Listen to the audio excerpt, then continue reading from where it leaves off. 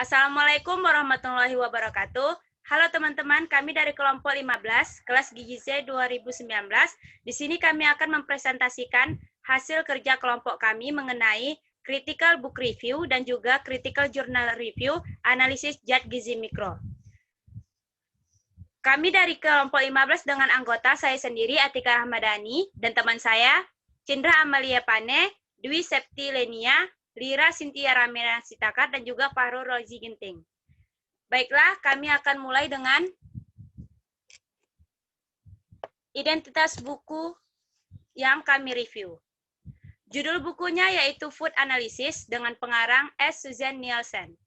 Judul chapter yang kami analisis adalah High Performance Liquid Chromatography, yang mana penulisnya adalah Bradley L. Rios, penerbit Springer International Publishing, kota terbit West Lafayette, USA, tahun terbit 2017, cetakan edisi kelima, jumlah halaman 13 halaman.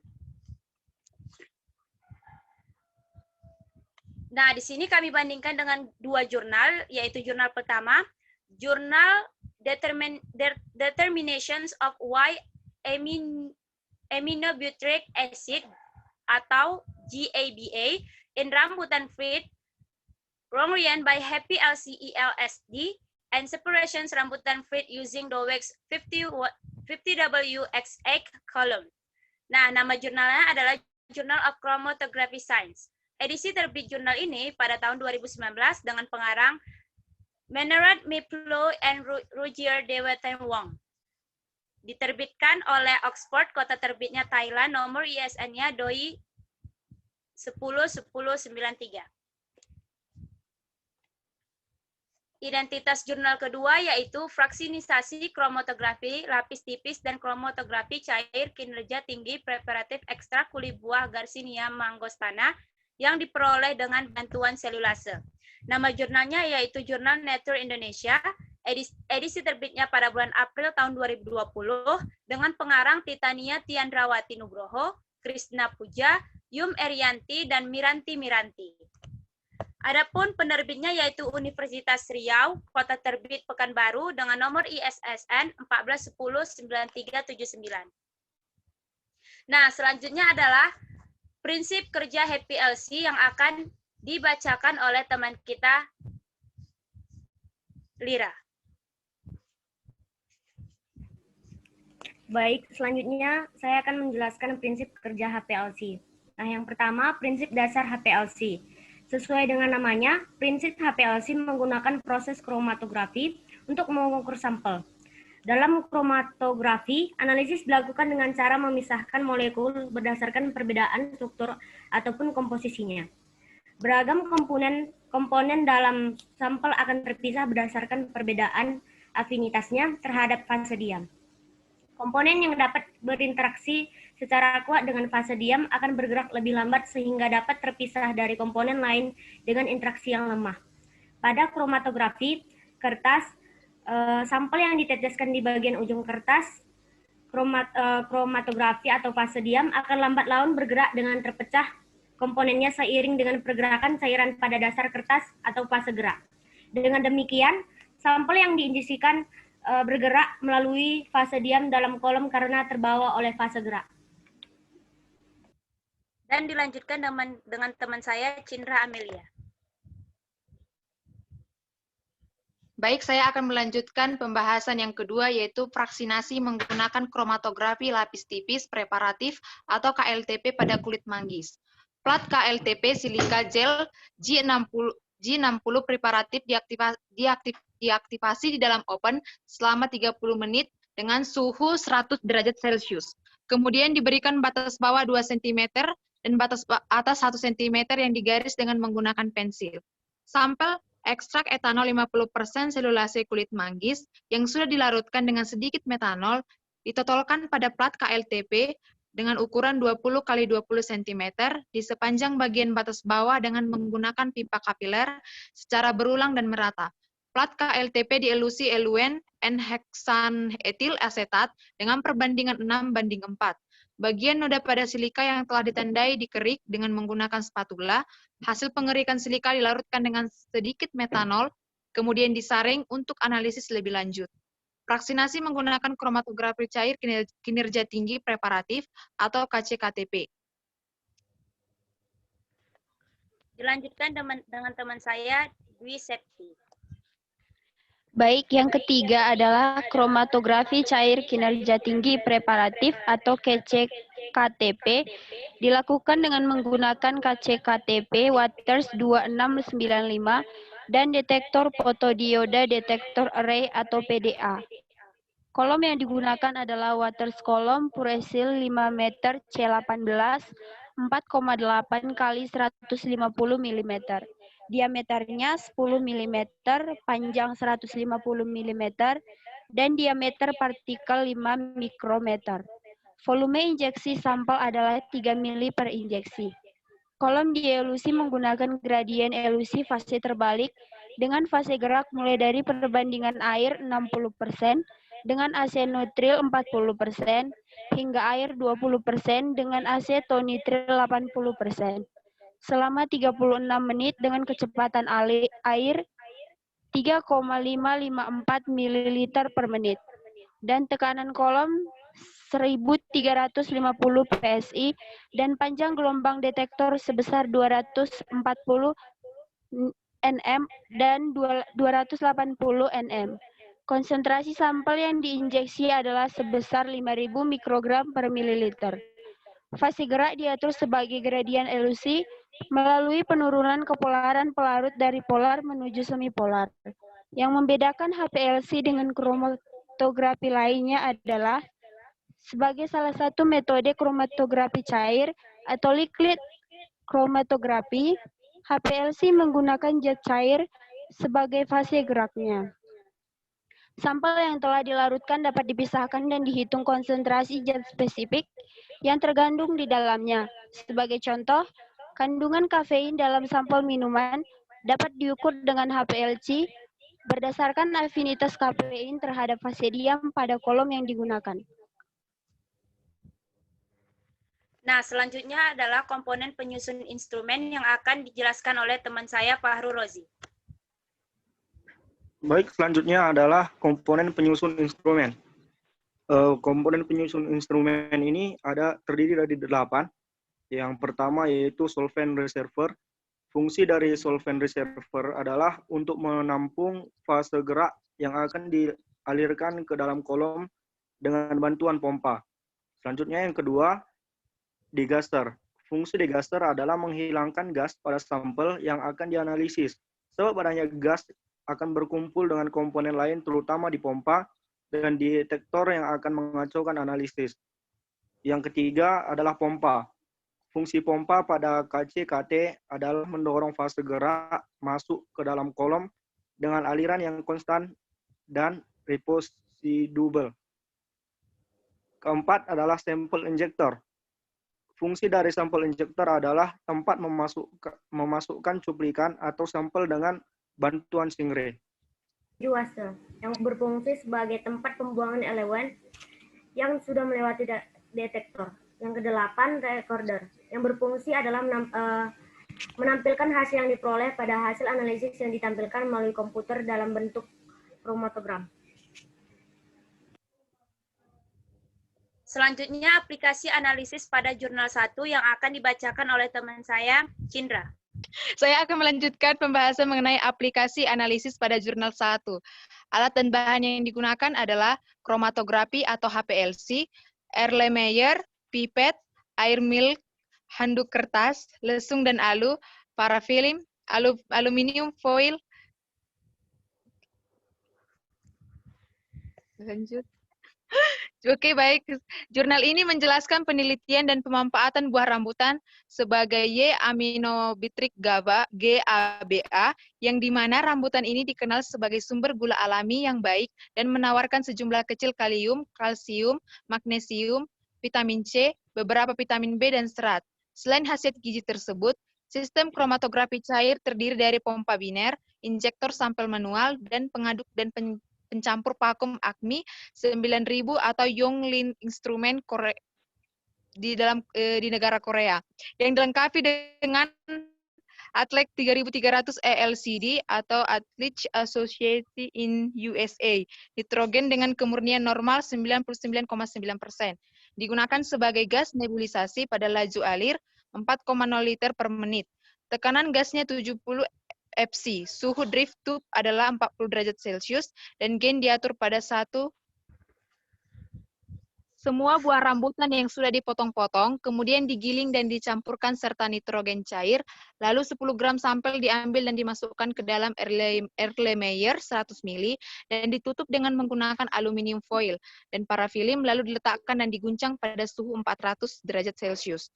Sebelum kemudian sarinya diambil sebagai sampel GBA pada kromatografi, kromatogram HPLC LECD dari GABA pada fraksi yang dikumpulkan atau fraksi nomor 23, 24, dan 25 menghasilkan perolehan GABA yang tinggi sebesar 96,65%.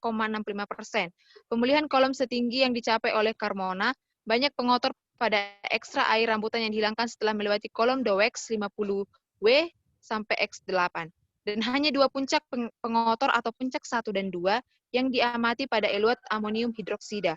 Kisaran metode analitik diperoleh selama studi ariti dan akurasi garis. Nah, selanjutnya akan dijelaskan oleh teman saya, Dwi Septi, mengenai aplikasi analisis pada jurnal kedua. Baik, aplikasi analisis pada jurnal 2, alat dan bahan, kromatografi HPLC, pelat silika, spatula, pipa kapiler, dan alat penyaring. Lanjut. Senyawa-senyawa santon yang mendapat perhatian karena aktivitas biologi LAL 2017.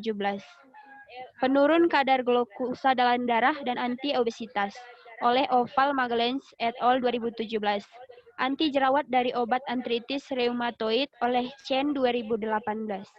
Senyawa-senyawa fenolik ini juga memiliki bioaktivitas dengan kemampuan antioksidan menangkap radikal bebas yang lebih tinggi dibandingkan senyawa santon oleh Moncardi 2014. Pelarut 50% etanol ditemukan memiliki kemampuan paling baik untuk mengekstraksi komponen kimia dengan aktivitas antioksidan, penangkap radikal bebas dari kulit manggis. A. Fraksinasi menggunakan kromatografi cair kinerja tinggi preparatif KCKTP. Kromatografi cair kinerja tinggi preparatif atau KCKTP dilakukan dengan menggunakan KCKTP Waters 2695 dan detektor photodie director array atau PDA. Konsentrasi sampel yang diinjeksi adalah sebesar 5.000 mikrogram per mililiter. Fase gerak diatur sebagai gradien elusi melalui penurunan kepolaran pelarut dari polar menuju semipolar. Nah, dilanjutkan dengan teman saya, Fahru Rozi. Baik, selanjutnya B, analisis fraksi menggunakan KCKT analitik. KCKT yang digunakan adalah KCKT Shimazu seri UV LC system dengan kolom SIMPAC C18 berukuran 250 mm kali 4 mm Shimazu Kyoto, Jepang. Metode yang digunakan untuk menganalisis adalah menggunakan gradien elusi dengan fase gerak air esentonitril 80 dibanding 40 selama 30 menit dengan kecepatan alir 1 ml per menit. Selanjutnya, bagian C, analisis aktivitas antioksidan penangkapan radikal bebas. Setiap sampel diuji aktivitas antioksidan sebanyak 3 kali, sedangkan pengulangan perlakuan untuk memperoleh sampel uji adalah 2 kali, kecuali pembuatan ekstrak awal yang diulang 3 kali. Rata aktivitas antioksidan diuji ANOFA dan analisis Duncan jarak berganda pada tingkat kepercayaan 5% menggunakan perangkat lunak SPSS. Nah, berikut adalah study questions yang sudah kami jawab, yaitu pertanyaan pertama, berdasarkan struktur kimianya, mengapa anthocyanidae terelusi dalam urutannya masing-masing. Nah, berikut adalah jawaban kami. Karena antosianin kurang polar dibanding lainnya konstituen kimiawi dalam buah dan sayuran. Dan kemauan siap mengikat kartit C18 SPE fase terbalik. Status fase terbalik fase teoneri paling umum untuk antosianin pemisahan. Dan didasarkan pada hidrofobisitas kolom dari kolom berbasis silika dengan panjang rantai yang bervariasi N alkana seperti C8 atau C18. Membuat prediksi nyawa akan terelusi kolom fase normal.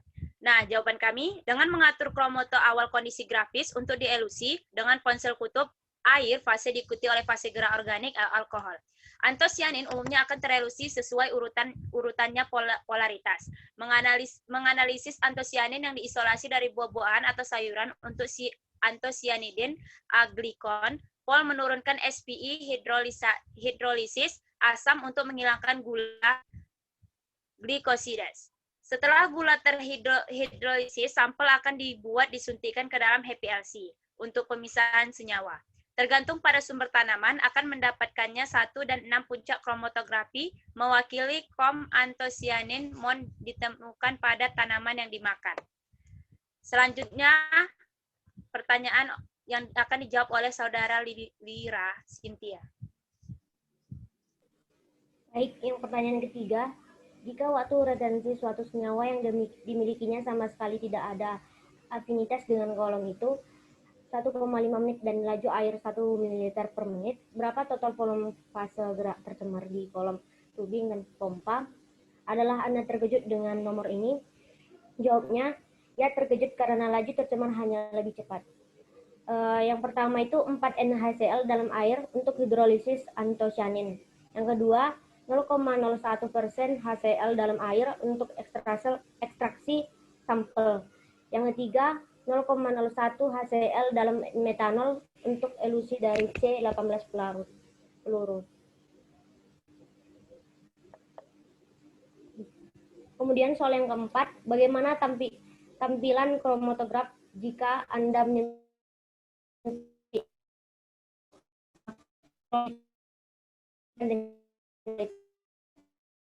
kolom 4 per menit, yang kedua per menit, yang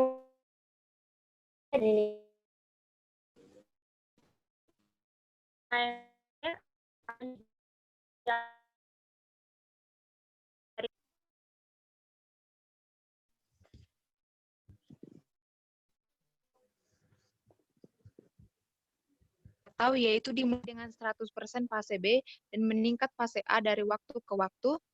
Jawabannya adalah mobil fase A 100% air atau pH 2,4 dengan opos asam porik. Kemudian fase bergerak B 60% metanol dan 40% air dengan pH 2,4 dengan asam opospat. Atau setiap fase gerak harus disaring melalui 0,45 nilon membran atau milipor dan degas sambil diaduk menggunakan semburan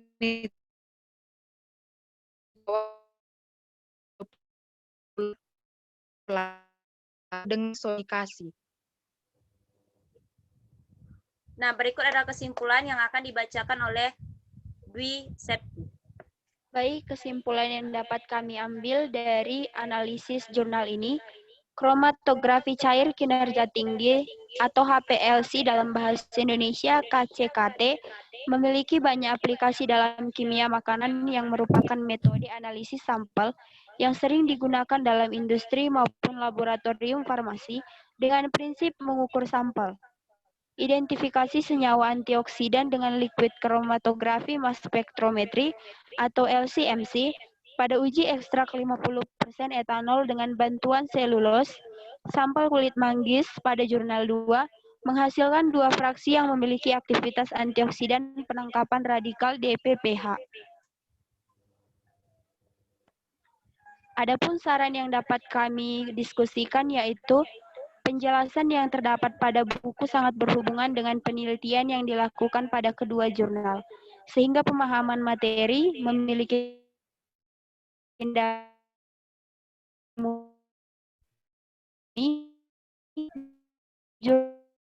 jadi